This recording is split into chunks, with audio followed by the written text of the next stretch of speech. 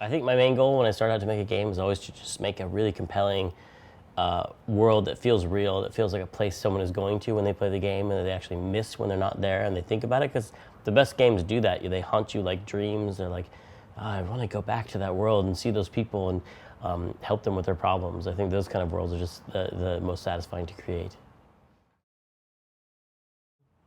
I had seen in some of the best years at LucasArts we had a combination of different projects going on at once. And we had all these different project leaders that were all doing their own thing, and they had scumlets working for them like grad students. It was kind of like a professors and grad students at a college. It was like a creative campus. And I wanted to create that again, like a real creative kind of campus. And so started Double Fine in 2000 and our first two games were my ideas, Psychonauts and Brutal Legend. And then we switched to doing multiple titles at once and letting other people get a chance to lead a project. And so now we have many projects going on at once. And it is kind of like that situation where you have different people doing creative ideas in different directions and helping each other and kind of in a friendly way competing with each other to make great games. The character Ben Throttle came out after thinking about our characters that we'd done before. We'd done Bernard Bernoulli in Day of the Tentacle and Guybrush Threepwood in Monkey Island, and we had done these lovable losers that you laugh at, who still, we wanted to try something different. What if you had a character who was actually stronger than you and cooler than you, and would be celebrated instead of kind of mocked and made fun of like we like to do with Guybrush? So invented the idea of a leader of a biker gang who could kick down a door, beat people up, pull up wheelie, go down the street, and be awesome. And it seemed to work out. And we had a great actor, Roy Conrad, do the voice. Who's a kind of tough guy, but not like, I really hate tough guy voices that are trying really hard to be tough. Like, I'm gonna speak in a gravelly, blah. Like they're just trying so hard, it doesn't really sound that tough. Like the quiet guys, kind of underspoken. Those are the ones you really have to watch out for, and that's what Roy Conrad had. No dice, Ripburger. The polecats are not thugs for rent. If you want to buy muscle, you should go find the Rottweilers. The old man says it's the polecats or nothing. Then I guess it'll have to be nothing. And that's your last word? That's it. Well, I'd like to make you just one final offer. The look of it, for Full Throttle, we had done cartoony art for Day of the Tentacle, and we liked that exaggerated, stylized look. And artists, we always want to make something, our visual artists really wanted to make something unique looking, not photorealistic, but we wanted to make something that was for adults and not kids. So we went to this more like comic book style, I think, for the backgrounds and the characters, inspired by guys like Mike Mignola and the way they work with silhouettes and things that drop into the background and have a really unique look to them, but don't look kiddie. That's something new that we wanted to do for Throttle. The inspiration for the story of Grim Fandango came from the folklore itself of Mexico. I studied that in college, and I loved the land of the dead and all the unique things about it. There'd be legends about how when you buried a relative, you would put a bag of gold on their chest, but also hide a bag of gold in the lining of their coffin, so that when they got to the land of the dead, spirits might steal the gold that you put on this chest, but there'd be some left for them. And the whole idea that you had to worry about crime after you were dead just seemed really funny to me, and so we ended up with a crime story in the land of the dead. But graphically, it's hard for people to remember that the first 3D graphics didn't look that good. They look kind of ugly. They're really boxy and just did not look, especially when you looked at a human character.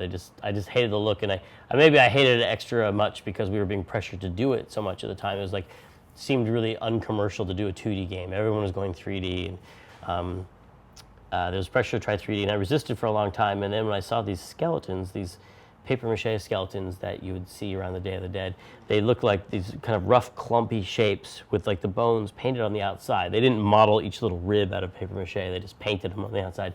And that seemed like the kind of cheap shortcut that we do in 3D art all the time. And I was like, that's a perfect combination. We can make the limitations of this technology actually accentuate the stylization. So we ended up with a look that was, I think, good. It kind of worked around some of the problems 3D had at the time.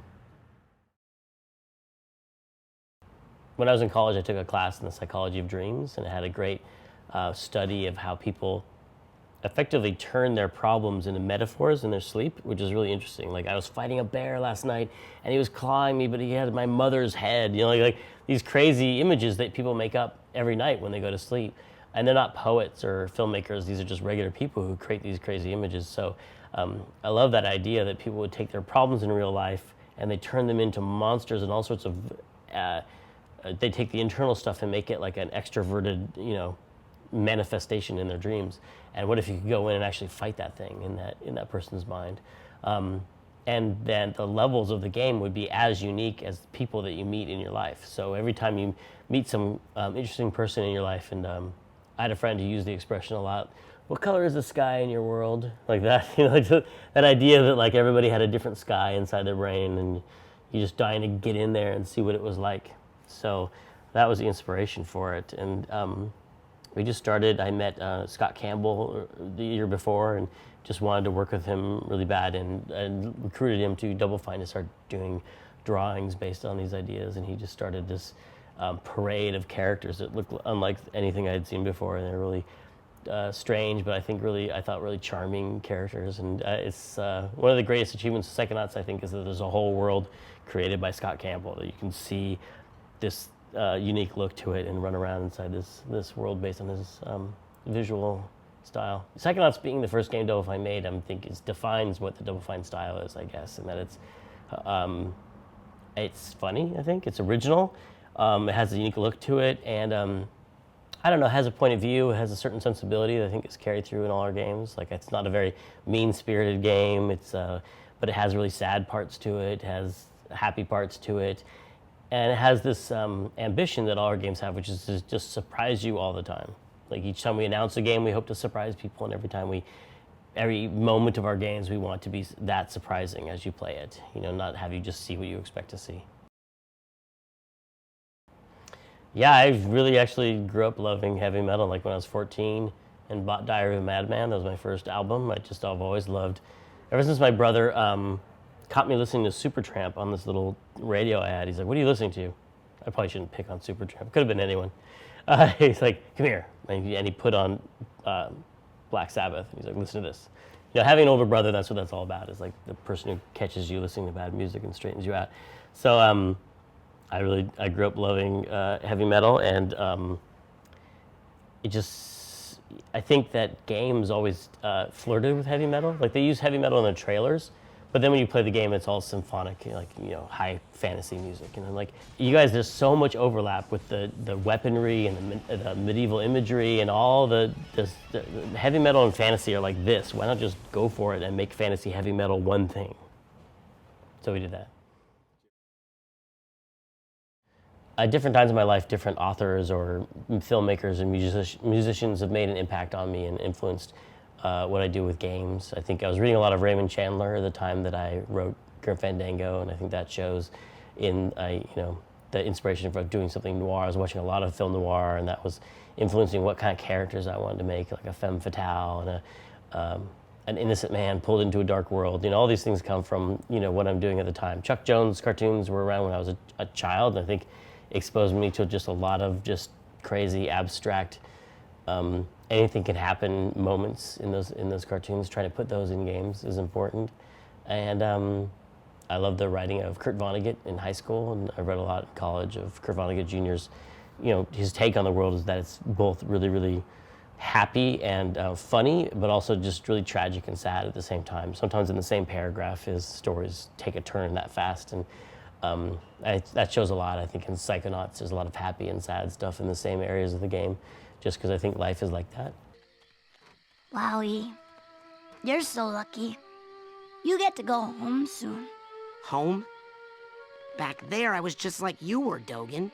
Punished by my own family for having powers I never asked for. But here, I have a chance to be something. To make a difference. They may come for me, Dogen, but they'll be looking for Raz, the boy. What they're going to find, what they don't expect, is Raz, the Psychonaut. And then you'll make their heads explode? No. Do you do that? No. Well, once kinda. but now I wear this special hat. I would say the games that I'm making now, a lot of that inspiration came from playing Super Mario 64 on the N64. It was one of the first times I was freely and easily exploring a 3D world, and really felt immersed in an environment that would haunt me, and I just couldn't wait to go deeper and deeper into that castle, and in the basement and all the crazy worlds that you uncover there. I really, really like that, and I don't know why that. It seemed really unique. It seemed like a turning point in games, and ever since then, trying to create worlds of that depth and that kind of stickiness, as they say, has been a goal of mine. Yeah, a character is a great place to start for me with any kind of creative project, just because you can think about all these details that a person has, all these just simple questions to answer about them, like are they male or female, how old are they, all the things that make them a unique individual are really fun to think about. And then it's not that hard. You don't have to get this flash of inspiration. You just have to fill in all these blanks for the person, and then you have a unique character that you put them next to another unique character, and interesting things happen. And so with Grim Fandango, just thinking about what is Manny Calavera's point of view in the world? What is his position? How does he fit into the social scene? Who's his boss, and who is his love interest, and what does he want out of life or death, I guess I should say. So, and seeing someone's, if you can make it, if you do it right, the audience identifies with their struggle. It's like, oh, I want him to achieve his goals, and then that's how you drag the player in, so they're going to help that character, achieve his goals, and that's why I always start with character. It's really great that the work that we're doing is being archived and valued, and I think it doesn't seem surprising to me in that the work has always seemed important to me. I mean, everything that we do, we know how much hard work goes into making these games, and I know how many brilliant people come together and have their best ideas and create this amazing thing. And I think people in the games community always recognize that. They always, the games they love, their families and friends outside of that aren't gamers, they know they don't see the same thing they do, but people who have been making them, and me and everyone at Double Fine, I think, has always felt that the stuff that we're doing is important. And I don't know if we thought it belonged to museums someday, but definitely thought it was, represented an achievement, a great, a work of creative people, which I think always has value. A lot of companies don't keep good track of their original source material, the original art, and most of it gets put in a box for a while and then kicked out. I think the interesting thing is that the fans actually archive the end result, though, pretty well. I mean, when I go to write a paper or a presentation and I need art, I don't look in my own archives. I do a Google image search, and I find that some fan has kept it alive for me, and that's where I get a lot of the stuff. Even for, it's funny how much I rely on the fans to keep art around and extract it from my game so that I can use it later when I'm doing a new pitch or something like that. And definitely keeping the games up and running. I don't know how I would run an old LucasArts game if it wasn't for the fans' websites that tell me how to do it. So it's interesting how we have that level of archiving being done by people out there. I think when people say the auteur theory of games, it always sounds kind of pretentious because it's a foreign-sounding word, and it sounds like you're talking about how great you are as a creator. But it really doesn't mean that at all. To me, it just means a human stamp on a work, and it doesn't have to mean one person. It can be a team of people that are working together, and that team can be just your collaborators or a company like Double Fine. And those of you who fight well, you will find yourselves on the path to becoming international secret agents. In other words, Psychonauts. The rest of you will die!